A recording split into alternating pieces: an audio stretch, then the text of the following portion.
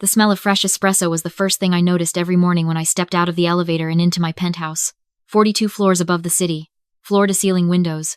The Chicago skyline stretched out in front of me like something I had earned one quiet, grinding year at a time because I had. I stood there that Tuesday morning in my robe, coffee in hand, watching the sun come up over Lake Michigan, and I felt the specific kind of peace that only comes when you've built something entirely on your own. No help, no safety net, no family cheering you on from the sidelines. That last part wasn't a complaint anymore. It was just a fact I had learned to live with. My name is Maya. I'm 31 years old. I founded a software company at 26 with $11,000 I'd saved. Working double shifts at a hospital billing office, sleeping on an air mattress in a studio apartment that smelled like the Thai restaurant below it. 4 years later, that company had been acquired by a mid-sized tech firm in Seattle, for more money than my parents would ever see in 3 lifetimes combined. I stayed on as a senior director. I bought the Penthouse in cash. I started a second company on the side because I didn't know how to stop. None of that is a brag. I'm just giving you the math so the rest of this story makes sense. My sister's name is Lauren. She is 26.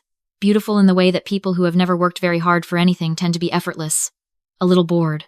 Always waiting for the next thing to be handed to her. Growing up, Lauren was the favorite. That's not something I need to build a case around. My parents said it out loud. Not in those exact words, but close enough. My mother once told me, when I was 17 and had just been offered a partial scholarship to a state school, that I should think carefully about my choices because Lauren was going to need the family's financial support for college and it wouldn't be fair to drain resources before she got there. Lauren was 14 at the time. I had not asked for anything. My father's version was quieter, but just as clear. He came to every single one of Lauren's dance recitals, her volleyball games, her school plays. I graduated summa cum laude from that state school in 3 years, working 25 hours a week the entire time to cover what the scholarship didn't. My parents sent a card. It had a cartoon bear on the front holding a diploma. My father signed it. My mother wrote "proud of you" with a period at the end. Not an exclamation point. I remember that detail more than I'd like to. After graduation, I moved to Chicago for a job I'd found on my own. I called home every Sunday for about a year. The calls got shorter and shorter. My mother spent most of them talking about Lauren's new apartment, Lauren's new boyfriend, the trip they were all taking to Portugal that summer. I was never invited. When I stopped calling as often, nobody noticed for about 6 weeks. When my mother finally mentioned it, she said, "You've been so busy, we didn't want to bother you." I said that was fine. I meant it more than she knew. The silence between us became official when my father called me 3 years ago to tell me that Lauren had racked up $48,000 in credit card debt, mostly shopping, some travel, a disastrous attempt at starting a boutique that lasted 4 months, and that, as the responsible one in the family, I should consider helping to cover it. I asked him what helping to cover it meant specifically. He said he was thinking about half, $24,000. He said Lauren was going through a hard time emotionally and that financial stress was affecting her mental health. I asked him what he thought my financial situation was at that point. He said, and I want to be precise here because I've replayed this sentence many times, "Maya, you've always been the strong one. Lauren needs us right now." I told him I would think about it. I did think about it, for about 48 hours.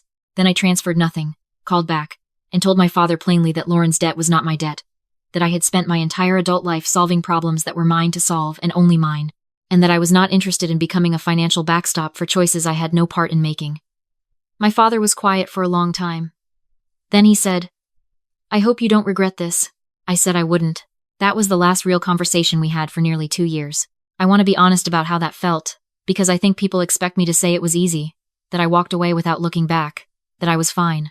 I wasn't always fine. There were nights in the first year when I sat in my apartment, I had the penthouse by then, and felt the specific loneliness of knowing your family exists and has simply chosen not to include you in it. That is a different kind of alone than having no family at all. It has a texture to it. A weight. I'm not going to pretend it didn't. But I also built things during those 2 years. I built the second company, a B2B analytics platform that I was quietly preparing to take to Series A. I built a life I was genuinely proud of. I had friends, real ones, people who had chosen me without obligation. I had my apartment, my routine, my espresso, and my sunrise, and my lake. I had myself, which had always been enough before and was enough again.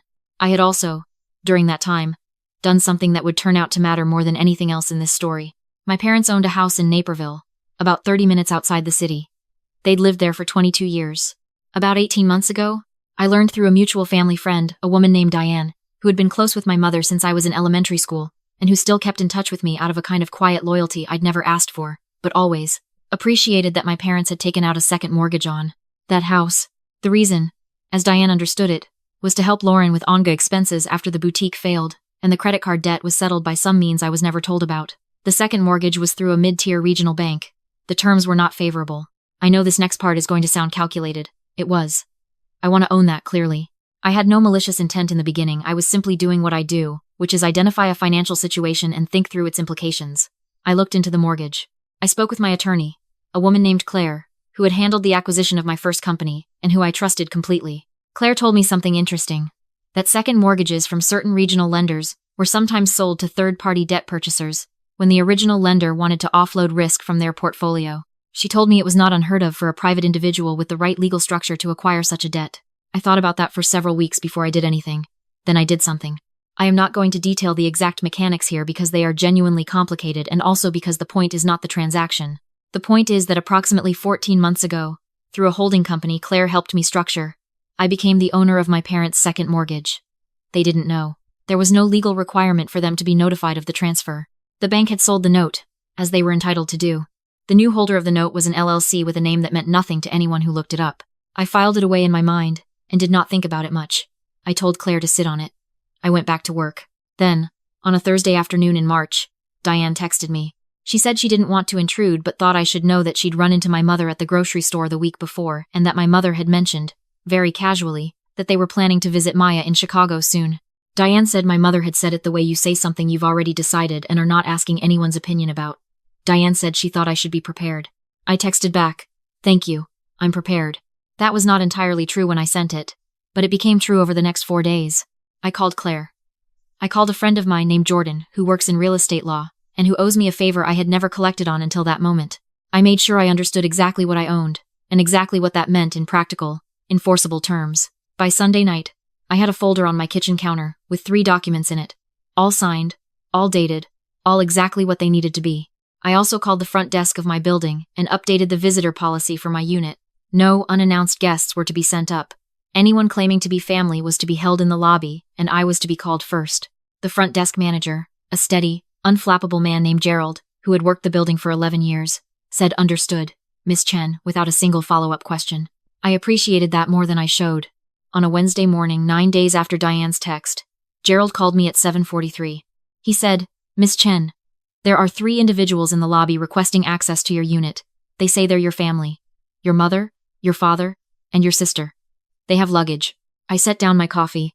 I said, "Thank you, Gerald. Please let them know I'll be right down." I changed out of my robe.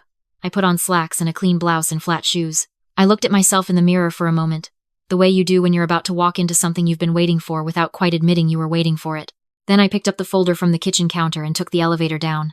They were standing near the lobby seating area, the 3 of them, and the first thing I noticed was the luggage, not overnight bags, not weekend duffels, but actual large rolling suitcases, the kind people bring when they are not planning to be somewhere for a few days. My mother had her large floral tote. My father had his jacket on despite the mild weather, which he only did when he was preparing to be somewhere official. Lauren was looking at her phone. My mother saw me first. The specific warmth she was capable of producing when she needed something. The kind that looks real until you've seen it enough times to know the difference. She said, "Maya, look at this place." I said, "Hi, Mom." My father stepped forward and hugged me. It felt like being embraced by the idea of a father rather than the actual one. I let it happen without stiffening. Lauren said hey without looking up from her phone for the first 2 seconds, then looked up and said, "This building is really nice." I said, "What's going on?" My mother said they had been meaning to visit for so long and it felt like the right time and they wanted to reconnect, and wasn't it wonderful that we all had this chance? My father nodded along. Lauren found something interesting to look at near the elevator bank. I said, "You brought a lot of bags for a visit." My father cleared his throat. He said they had thought, and it had been a group discussion. He wanted me to understand that they had thought that given my space, and given the situation with Lauren, it might make sense for them to stay with me for a little while, just until Lauren got settled. I said, "Settled where?" My mother said Lauren had an opportunity. A real one, finally. There was a position at a marketing firm in Chicago, and it was exactly the kind of role Lauren had always been meant for, and naturally she would need time to find an apartment and get on her feet. And it would mean so much. It would mean everything. If Lauren could stay with me while she did that. I looked at Lauren. Lauren had found something on her phone to show tremendous focus on. I said, "How long are we talking about?" My father said, and his voice had the reasonable, measured tone he used when he was saying something unreasonable, that they were thinking 3 months, maybe 4, just to get her established. And of course they would stay too, for the first few weeks. to help Lauren get settled, and to spend some real time together as a family. He said the words as a family with a weight he had not applied to them in the years I'd been living 42 floors above this city without a single phone call asking how I was doing. I said, I see. Then my mother said the thing. I had been waiting for it the way you wait for a specific weather event you've tracked on radar for a week. She said Lauren would obviously need the main bedroom, the larger one with the attached bath, because Lauren needed her own space to decompress and prepare for this new chapter. She said it as though it were a logistical detail, rather than a request that I surrender the primary bedroom in my own home to my sister. She said, You've always been so adaptable, Maya. You'd be fine in the guest room. I had a guest room. It was perfectly lovely. That was not the point. My father nodded as though this had all been discussed and agreed upon before I'd been invited to the conversation. Lauren finally put her phone down and looked at me with the expression of someone who expects obstacles but is confident they will be removed. I stood there for a moment. Gerald was behind his desk, studiously focused on his computer screen with the professional discretion of a man who had heard a great many lobby conversations over 11 years. I said, Let's go upstairs. There's something I want to show you. They took this as agreement. My mother squeezed my arm.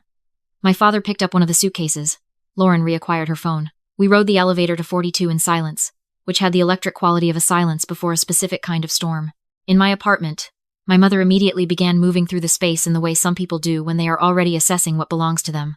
She commented on the view, touched the edge of the kitchen counter, asked how much the monthly HOA fees were. My father stood near the window and looked out over the lake with an expression I can only describe as proprietary. Lauren walked directly to the primary bedroom, pushed the door open, looked inside, and said, Yeah, this will work. I let them have about 90 seconds of this. Then I said, Come sit down for a minute. They arranged themselves on my living room furniture, my mother and Lauren on the long sofa, my father in the armchair with the settled ease of people who believe they have already won a negotiation. I sat across from them and put the folder on the coffee table. My father looked at the folder the way people look at something they don't yet know is important. I said, Before we talk about living arrangements, I want to ask you something directly. When did you take out the second mortgage on the house?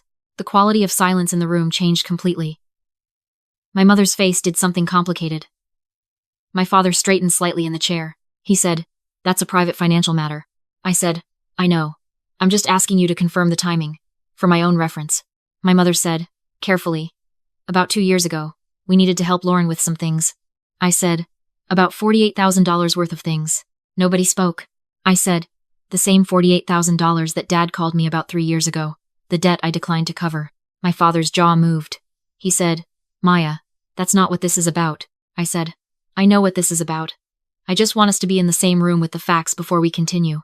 Lauren said, Can we not do this right now? I've been in the car for 30 minutes and I haven't eaten. I looked at my sister.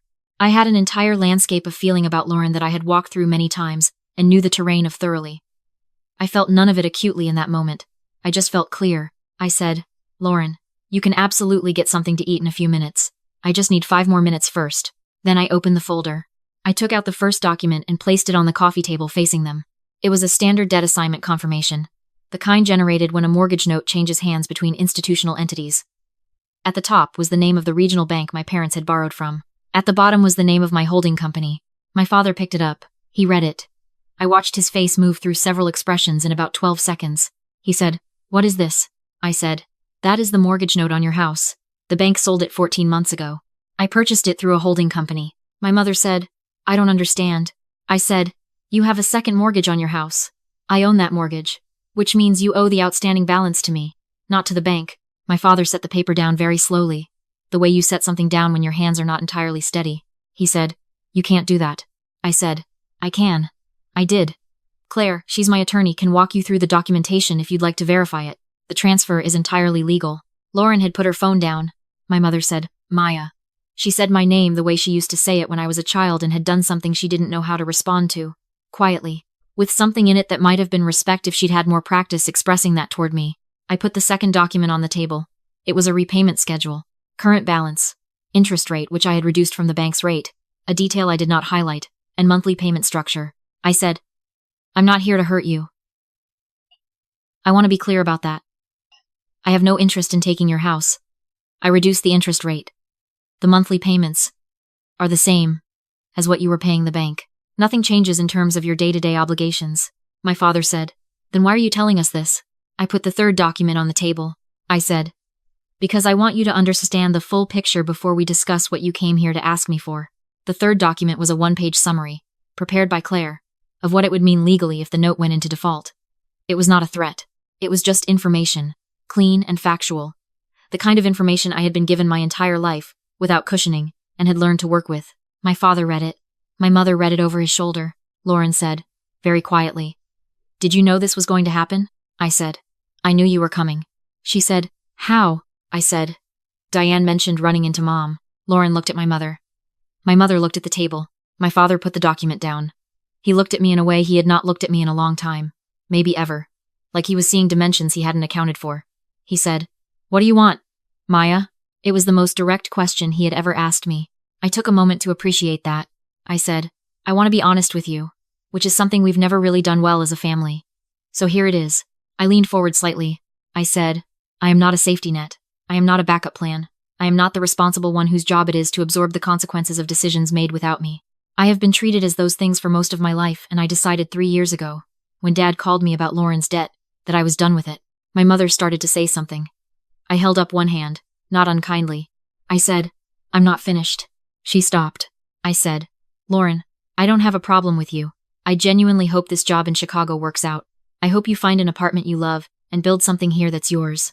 But you are not staying in my home while you do it. Not because I don't have space. Because it wouldn't be good for either of us, and we both know it. Lauren looked at me for a long moment. Something moved across her face that I hadn't expected, not anger, but something closer to recognition. She nodded once, very slightly. I noted that. I said to my parents, you are welcome to stay tonight. One night. I have a guest room, and it's yours. Tomorrow I will help Dad find a good hotel nearby, and I will send you both the names of 3 apartment search services that I've vetted for Lauren. That is what I'm willing to do, my father said. And the mortgage. I said, the mortgage continues as it has been. Same payments, same schedule. I told you I'm not here to take your house, and I meant that. My mother said, slowly, you've been holding this for 14 months. I said, I've been holding a lot of things for a lot longer than that. Nobody spoke for a while. The city was bright, and still outside the windows. A cargo ship was moving slowly across the edge of the lake. My father said, finally, I don't know what to say to you. I said, you don't have to say anything right now. My mother said, I'm sorry, Maya. She said it simply, without the elaborate performance of emotion she usually deployed. Just 2 words, direct. Maybe for the first time I could remember. I said, I know, Mom. It wasn't absolution. It wasn't a reunion. It was 2 words meeting 2 words in the middle of something that had been building for a long time. And I let it be exactly what it was, without needing it to be more. Lauren picked up her phone, looked at it, put it back down. She said, I actually interviewed for the job. It's real. I thought if I had somewhere to land, I'd feel less scared. I looked at my sister. I said, I understand that feeling. I did understand it. I had lived inside it for years without anyone offering me a place to land. I had built my own landing instead.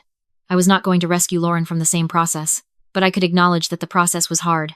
I said, I'll send you the apartment search contacts tonight. There are some good neighborhoods close to the loop that are reasonable for rent. You'll figure it out. Lauren said, okay. That was the whole conversation. My parents stayed one night. My mother made tea in my kitchen in the morning, and we sat together at the counter for about 20 minutes and talked about small things. A cousin's wedding, the neighborhood in Naperville, a book she'd been reading. It was ordinary in a way we hadn't managed in years. It wasn't a repair. It was a beginning of something I didn't have a name for yet. And I didn't try to name it. My father shook my hand before they left, which was the most honest thing he'd ever offered me. I shook it back. Lauren texted me 2 weeks later. She said she'd found a studio in Wicker Park, 600 square feet, walk up, 3rd floor. She said it was hers. She said thanks for the referral. I wrote back, that's a great neighborhood. You'll be fine. I meant it. The mortgage payments arrive on the 14th of every month, deposited automatically into the holding company account. Claire monitors it. I don't think about it very often. It is not something I take satisfaction in. Exactly. It is more that it exists as proof of a principle I built my entire life around, that the only person reliably responsible for your security is you, and that if you do the work, and stay clear-eyed, and don't let sentiment replace your judgment, you will always know exactly where you stand. I stood at my window the morning after they left and drank my coffee and watched the lake, and felt the same peace I had felt the morning before all of it. Except now it was a different kind. A harder kind. The kind that comes from having been tested by something real, and finding out you were built for it. I had been built for it. Quietly, without anyone watching, over the course of my entire life. 42 floors up, coffee going cold. Lake Michigan holding still in the early light like it was waiting for something I had already given it. I went to work.